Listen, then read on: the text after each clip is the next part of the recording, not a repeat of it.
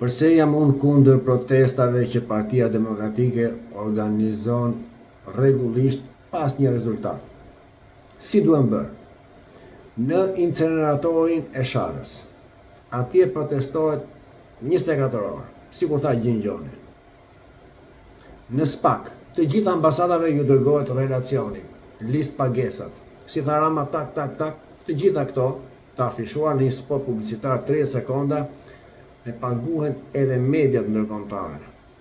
Ja se çfarë ka ndodhur, ja se çfarë ka bërë drejtësia, duam qëndrimin tuaj. Raportet e KLSH-s, 1.1 miliard euro vjedhje në vit. Dhe opozita hesht. Ato raporte, anglisht, të gjitha ambasadave, mediave të huaja, protestonin të kryeministria, mos e lini të futet në zyrë, 2-3 ditë protestonin 24 orë, sensibilizim mbar ndërkombëtar.